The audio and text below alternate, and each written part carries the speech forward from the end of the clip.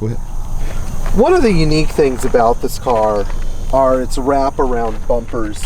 This was a feature that was really only available on the 115 and 116, and the 114, of course.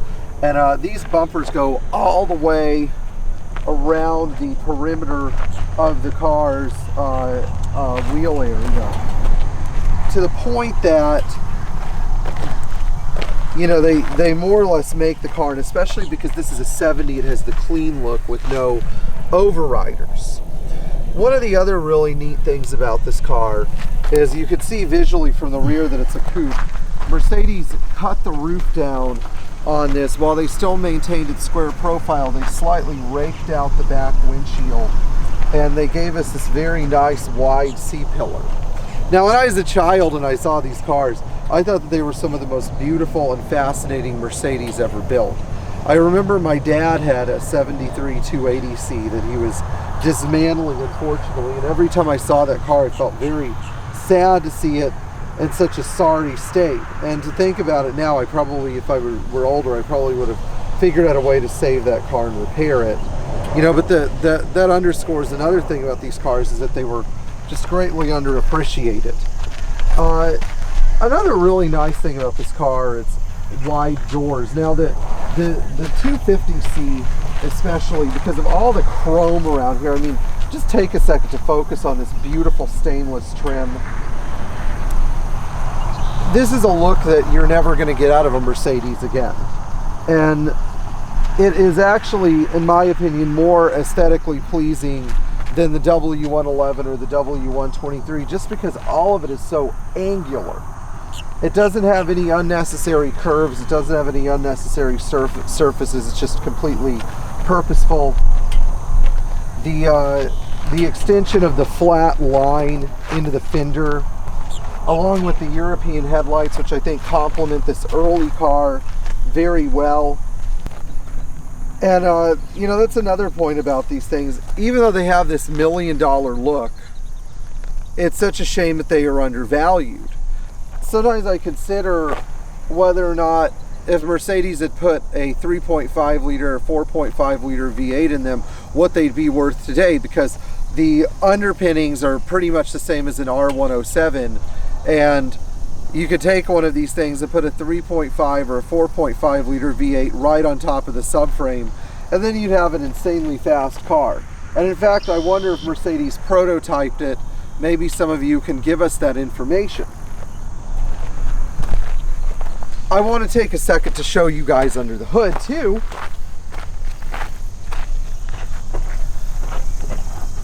And the hood on this thing, incredibly solid piece of material. Doesn't feel as soft as the 111 hood. And under the hood here we have the M130V Vergasser, carbureted. And this fantastic driveline uses the two famous 3540 Zenith INAT carburetors. Now, some of my favorite things about this are the lack of clutter here. It's very easy to service the left side of the engine. The carburetor and exhaust manifold side is a little bit clunky. And I think that one thing Mercedes could have done better is they could have put a bigger radiator in this car. As you can see, the radiator stops here. On the 280, they actually extended the radiator all the way in to fill this entire space, which is what they should have done, because these guys have a tendency to run hot. Now, if you look here as well, you can see that this car has some very original touches. When we finished it, we tried to maintain all of the correct hose clamps. We tried to make sure that the distributor cover was still on it. We also tried to make sure that it had correct Mercedes spark plug wires, which you can actually buy these as individual pieces, and even the belts are genuine Mercedes equipment. The air conditioning in this car works extremely well. You would think that with the age of the compressor and the fact it runs an R12 Freon would make it a difficult scenario, but after replacing a front compressor seal, we recharged the air conditioning and it's been working great now for about 2 years. One of the most wonderful parts of this car, I think, is the design of its engine bay, because it's a totally no frills execution of what I would say is a purely industrial theme.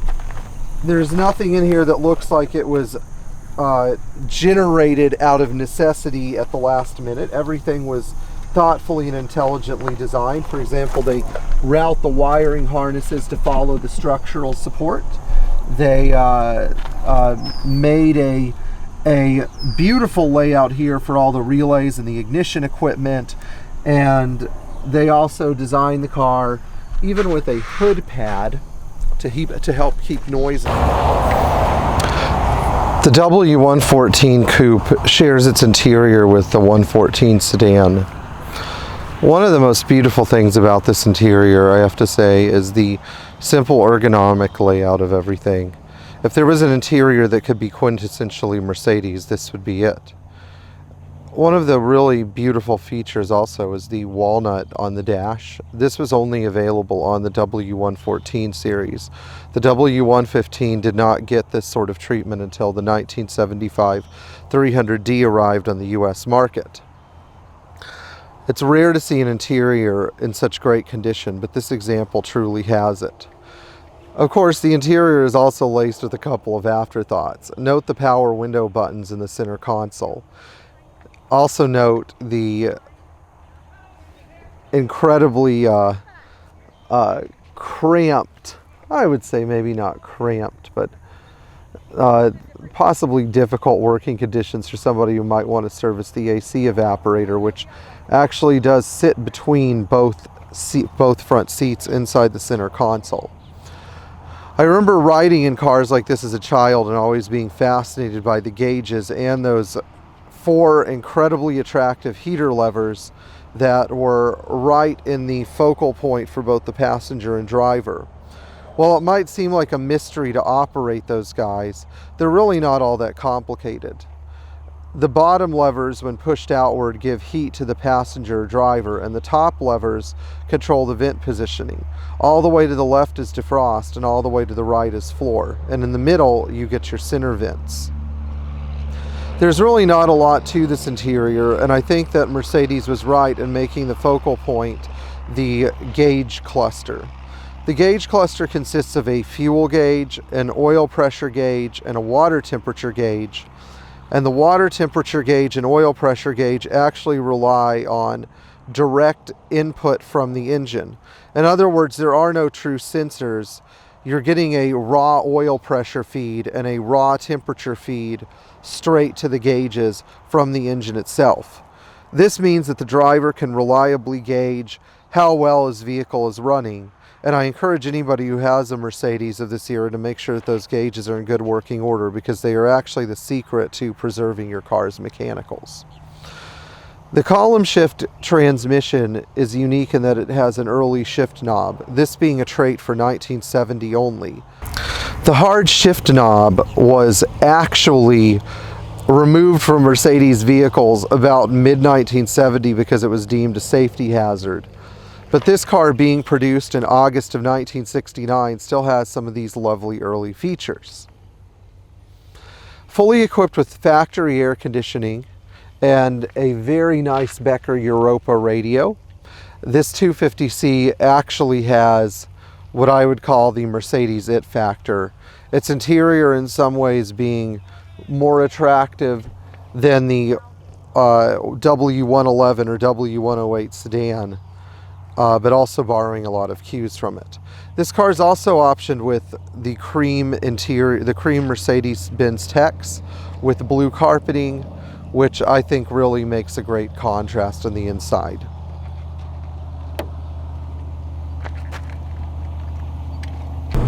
If the 280 SL was the car that made me feel like I had arrived and had made myself as like a person or a young adult, the W114 and W115 are the cars that connected with me as a child.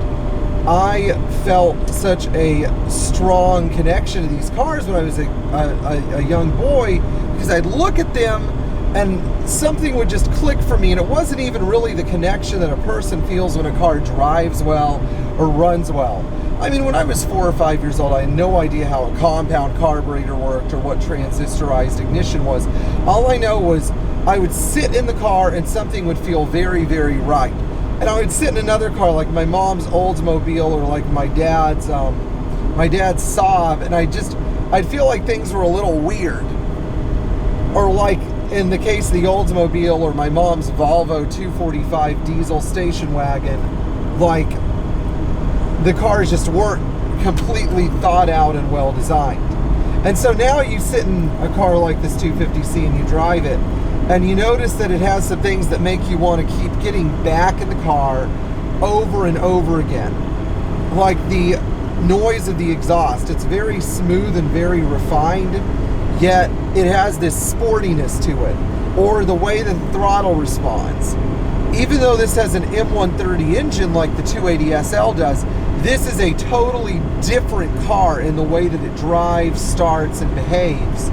And honestly, it is a much smoother and quieter car, and it doesn't have quite the ready to romp and play nature that fuel injection does, but it has sort of like this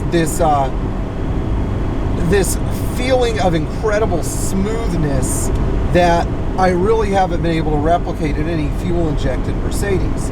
I remember being a small child and looking at this thing and studying it and realizing what a vast expanse of mechanical harmony it was.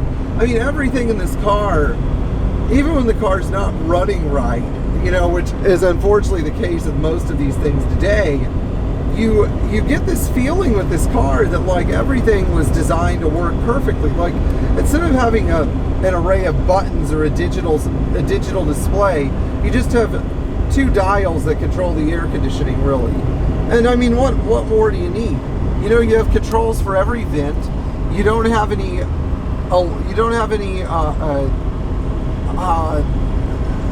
vacuum actuators that control the climate control system. You don't have any really complicated or unnecessary functions or features in this car. Everything is completely linked to a purpose. Turn around into next. Okay.